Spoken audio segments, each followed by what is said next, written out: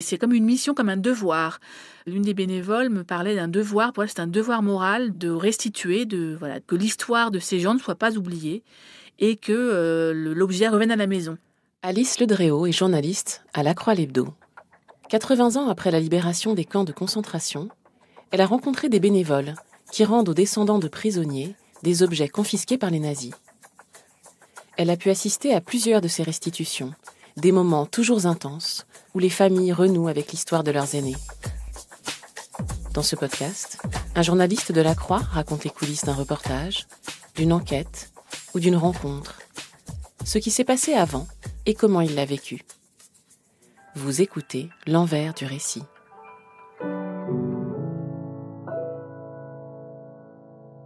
Je m'appelle Alice Ledréau, je suis journaliste à La Croix depuis 2018. En août 2025, à l'occasion des 80 ans de la libération des camps de concentration de la Seconde Guerre mondiale, j'ai publié dans La Croix l'Hebdo un récit intitulé « Les détectives de la mémoire », qui met en scène des enquêteurs amateurs chargés de restituer aux familles des personnes déportées dans ces camps de concentration des objets leur ayant appartenu. Objets personnels qui avaient été confisqués et conservés lors de l'arrivée dans les camps, un peu comme en prison aujourd'hui lorsque les détenus laissent leurs affaires à l'entrée et récupèrent leur baluchon qu'à la fin de leur peine. Ces détectives sont bénévoles pour les archives Harolsen. Les archives Harolsen, c'est un grand centre de documentation basé en Allemagne qui conserve depuis la fin de la guerre tous les documents administratifs concernant les victimes de persécutions nazies. Parce que donc il faut savoir qu'en arrivant dans les camps, on demandait aux détenus leur nom, leur prénom, leur âge, leur profession. Tout ça était répertorié sur des petites fiches qui, après la guerre, ont été conservées pour justement faire mémoire, avoir des preuves des persécutions nazies, pour qu'il y ait des traces, pour documenter toute cette horreur. Moi, en tant que journaliste, j'ai découvert l'existence de ce centre grâce à un roman paru en 2023 qui s'appelle « Le Bureau d'éclaircissement des destins ». Et dans ce roman, les histoires racontées relèvent de la fiction, mais moi je me suis dit que ça avait l'étoffe d'un récit et en trouvant des histoires, de vraies histoires, il y avait moyen d'en faire un récit.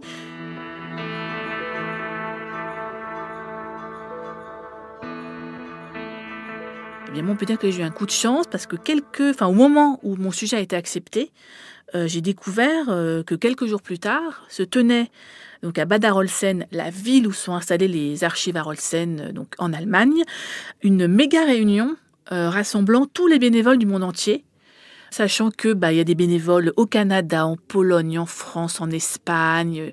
Il y a tout un réseau d'enquêteurs bénévoles. Et c'est la première fois qu'ils organisaient une réunion de ce type. Donc j'ai foncé et je me suis déplacée. Alors c'est un petit peu l'épopée pour aller à Bad Arolsen parce que c'est vraiment au centre de l'Allemagne.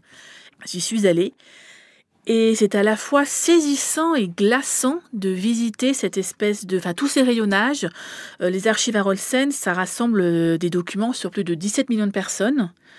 Elle a un petit peu plus, alors de mémoire, un petit peu plus de 30 millions de fiches, d'enveloppes. Tout ça est vraiment répertorié, classé dans une espèce d'entrepôt qui ressemble à une usine. Donc c'est assez glaçant parce qu'en plus il y a une température un petit peu basse pour éviter la détérioration des archives. Il y a comme ça des grands rayonnages, vous savez, il y a des espèces de tiroirs comme il y avait dans les bibliothèques avant quand on prenait la petite fiche pour marquer son nom quand on empruntait. Et au milieu et à côté de ces papiers administratifs, il y a aussi des objets qui sont conservés dans des tiroirs et qui sont donc des montres, des portefeuilles. Et moi, ma mission pendant ces quelques jours passés avec les bénévoles, ça a été de repérer ce qui avait matière à donner une histoire, un article intéressant. Et pour ça, je me suis rapprochée notamment des bénévoles francophones. Et c'est là que j'ai rencontré notamment 2 super enquêteurs, qui sont vraiment les 2 super enquêteurs francophones. On a un Belge, Georges Sounier, qui a vite été surnommé depuis quelques années le Hercule Poirot d'Harolsen, et Patrice Poli, qui est donc une franco-allemande de mère allemande et qui elle aussi est une super enquêtrice et qui a pour particularité donc d'être bilingue, ce qui facilite grandement ses recherches. Et voilà, ce sont 2 personnes qui ne lâchent rien, qui sont pugnaces et qui en fait, arrivées par hasard aux archives Harolsen, se sont vraiment prises de passion pour ce travail d'enquête. Et vraiment, ils furettent, ils cherchent, ils contactent les préfectures, préfectures, les archives départementales. C'est vraiment des super enquêteurs. Et j'ai essayé avec eux, ils m'ont parlé des prochaines restitutions qu'ils avaient en cours. Et donc, ils m'ont parlé notamment de 3 restitutions qui sont les épisodes de cet article.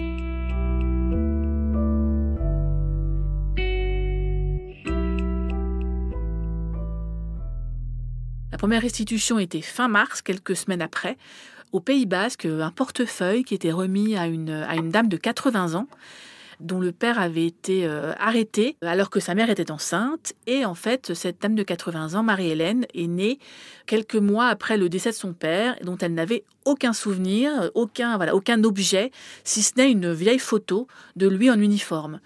Et 80 ans plus tard, elle a, lors d'une cérémonie à la mairie de Camus, donc le petit village près duquel elle vivait et où son père est né, il y a eu une cérémonie de remise du portefeuille et à 80 ans, pour la première fois, elle avait une trace tangible de son père. Un portefeuille en cuir avec une photo de sa mère qui avait été très, très protégée.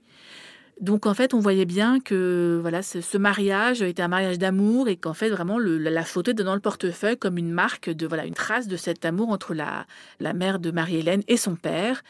Comme beaucoup de sujets douloureux à cette époque-là, dans ces générations, on n'en parlait pas. Donc en fait, il y avait une espèce de grand tabou autour de l'histoire de ce père. Et vraiment, le portefeuille a été une espèce de révélation.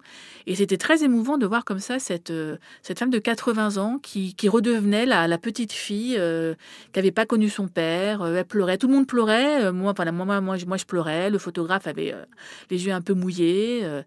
Et donc, on se dit toujours, moi, je vais être objectif, je suis journaliste, je vais prendre de la distance. Et puis, on est parfois comme ça... happée par l'émotion des autres, sachant que donc Marie-Hélène est donc l'aînée de sa famille. Elle était entourée de tous ses frères et sœurs, donc il y avait une espèce de fratrie qui la tenait, et c'était beau de voir comme ça tous ses frères et sœurs qui se soutenaient, qui entouraient comme ça leur grande sœur dans ce moment très émouvant.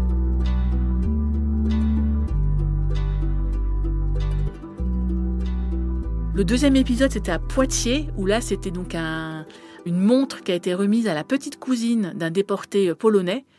Elle n'avait jamais entendu parler de ce cousin, la petite cousine, mais elle a accepté la montre pour la mémoire, pour pas que cette personne soit oubliée, parce que l'oncle était mort sans descendance.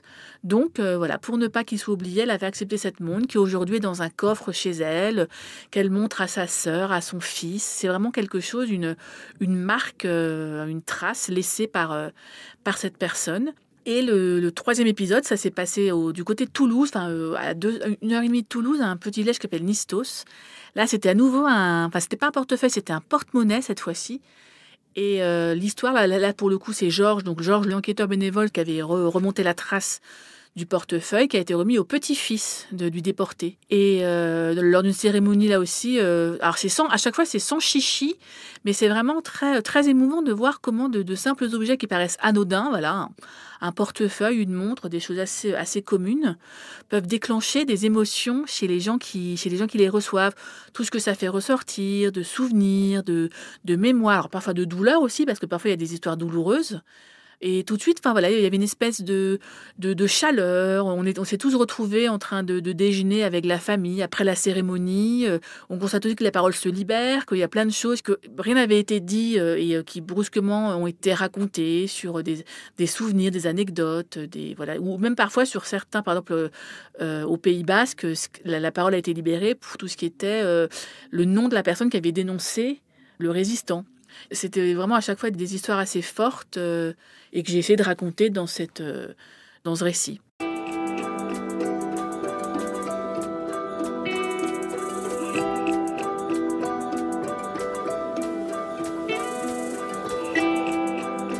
Au moment de la rédaction de l'article, j'avais deux pistes qui s'ouvraient à moi. C'était est-ce que je parlais de l'émotion en montrant l'impact qu'avaient ces objets 80 ans après, ou est-ce que je me focalisais plutôt sur l'enquête, Par quels moyens Patrice Poly et Georges Sounier retrouvent trace des descendants, les rebondissements, les fausses pistes, comment parfois ils n'hésitent pas à... on leur dit non, mais on leur ferme la porte, ils reviennent par la fenêtre, ils se découragent jamais, comment ils sont passés par les réseaux sociaux.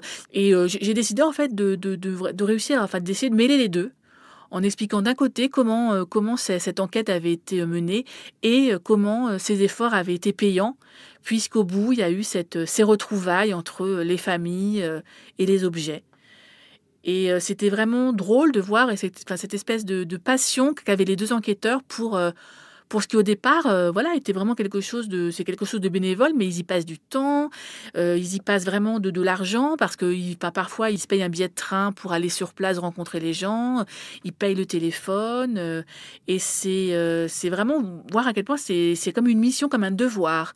L'une des bénévoles me parlait d'un devoir, pour elle c'est un devoir moral de restituer, que l'histoire de ces gens ne soit pas oubliée et que l'objet revienne à la maison. Georges Sounier, c'est ce qu'il disait, donc lorsqu'il a rapporté le portefeuille au petit-fils du résistant qui a été arrêté, il disait il est enfin entré à la maison. Et il était vraiment, ça le rendait joyeux de voir que ça y est, le portefeuille avait retrouvé sa place dans la vallée, au milieu des siens, et pas dans un placard froid, dans un entrepôt en Allemagne.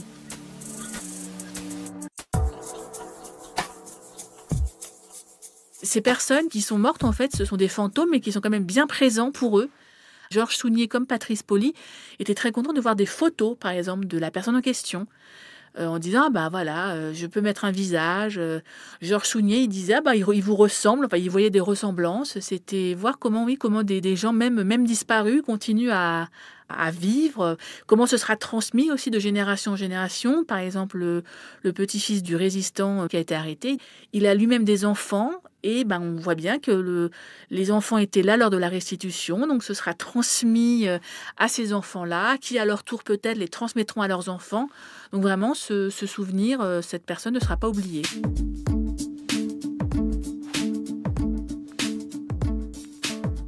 Pour vous montrer à quel point les enquêteurs bénévoles sont efficaces dans le monde francophone, il ne reste qu'une petite dizaine d'effets personnels à remettre en France contre 2000 dans le reste du monde, notamment beaucoup en Pologne.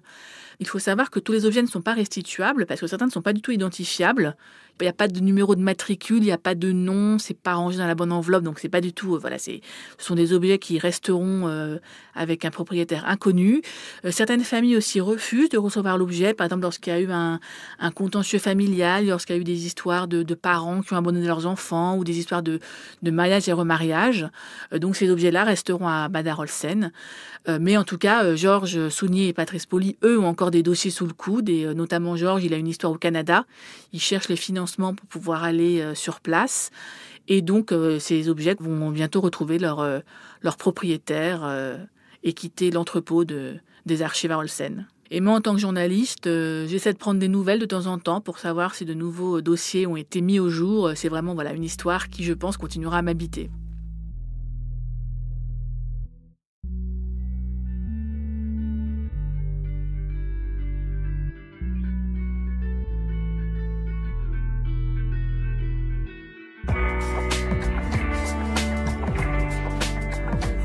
Vous venez d'écouter un épisode de L'Envers du récit. S'il vous a intéressé, n'hésitez pas à le partager et à vous abonner à notre podcast. Le récit d'Alice Ledréau est à retrouver sur le site et l'appli La Croix. Le lien est dans le texte de description qui accompagne ce podcast.